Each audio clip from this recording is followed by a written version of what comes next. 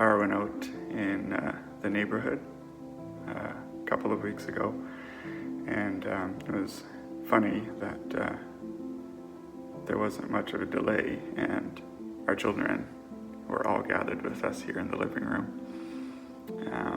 Kind of brought us back to our Nicaragua days with the power outages, and very quickly we were playing board games at candlelight. Very fun. But it didn't take very long before our children were asking us, why did the power go out? When's the power going to come back on? And I was quite comfortable answering that question with, I don't know. You know, I'm much quicker to answer these days with the words, I don't know. I'm comfortable resting and knowing that God is in control.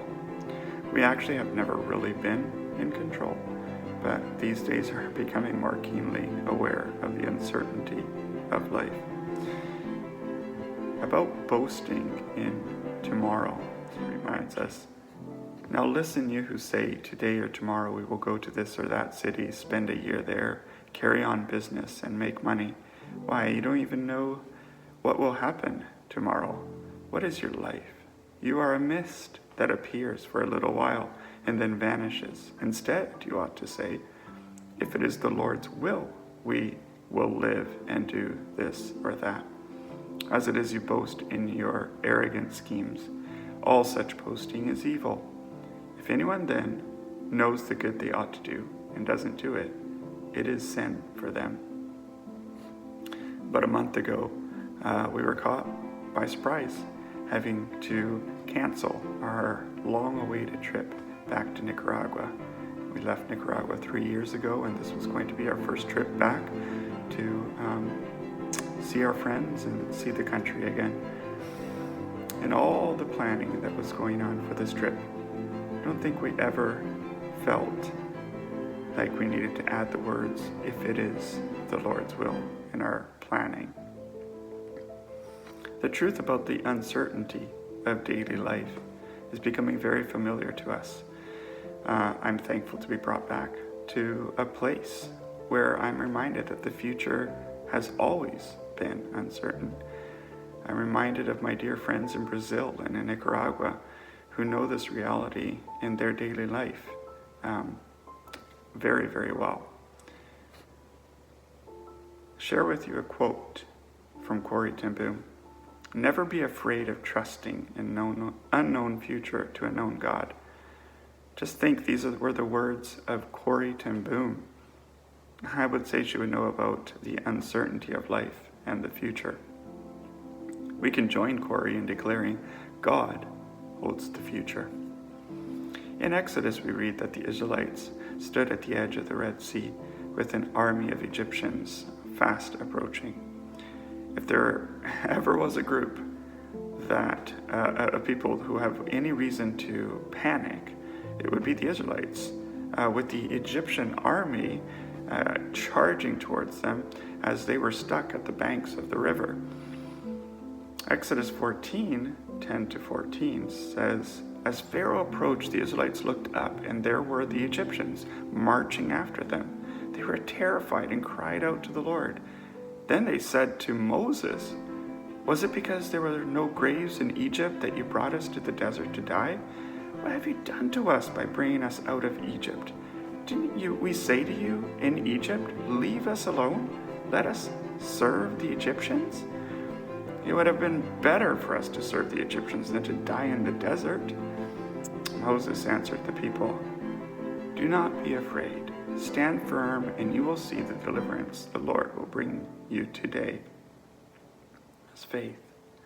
The Egyptians you see today, you will never see again. The Lord will fight for you. And here are the words of wisdom from Moses to the Israelites who are panicking. You need only to be still. Be still? Be still? In the face of imminent danger, blaming our leaders, what are you going to do? Did you just bring us out here to die? Stay in your home with your family and be still? That doesn't sound like good advice. but it doesn't make sense. How can we fix this? That's what we want to do. We're going to fix it mode. How can we fix this? We need to do something. Be still. We don't understand. We don't have the answers. We aren't solving the problem. This is the hard concept for us to accept. Be still. Be still. We're so used to rushing to conclusions. We're so quick to be problem solvers. Yet, what problems are we trying to solve? What are we seeking to solve? We're not in control. We can't make long-term plans. We can't even make short-term plans right now. The future is uncertain, and yet we do know who holds the future. So I can conclude by telling my own children, if it is the Lord's will, the power will come back on. If it is the Lord's will, you'll be able to hang out with your friends again in person. If it is the Lord's will, we will return to school. We will make some tentative summer holiday plans, and we will be back to school again. If it is the Lord's will, you need only to be still. In the meantime, during these days, I have been treasuring the gifts I have been given. My daughter's off to college next year. You know, those times when you say to your child, "Oh, you're growing up so fast. We need more time together." Well, the whole world has literally stopped. And I have the privilege of spending time with my children and my wife. Supporting my grade 7 students from home has been incredibly challenging. And as a dear friend and colleague stated, I feel like everything I love about teaching has been taken away. That face-to-face interaction, those teachable moments, those unplanned times and interactions with our students. We miss our students. And yesterday we had a wonderful privilege of having a parade of vehicles come by and wave and say hello. Brought our community together, and it was nice to see everyone and have that connection, albeit from a safe distance. We're treasuring the moments that we have. We have technology and the ability to connect. I'm treasuring my quiet early mornings with a time to spend with my Creator. These times are not easy, but we can rest in the knowledge that God is in control, and we need only to be still.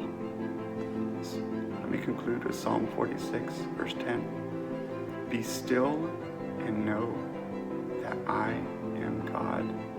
I will be exalted among the nations. I will be exalted in the earth.